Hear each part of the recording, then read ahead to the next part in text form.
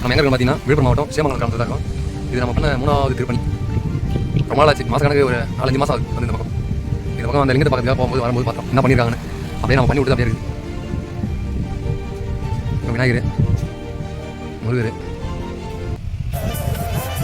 எப்படி குழந்தை வந்து அதே மாதிரி இருக்குது. வரலாம் நந்தி, லிங்கம்,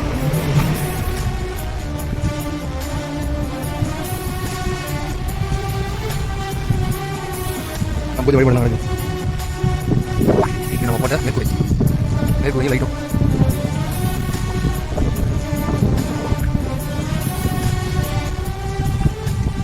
டெய்லியான பூஜை நடக்குது.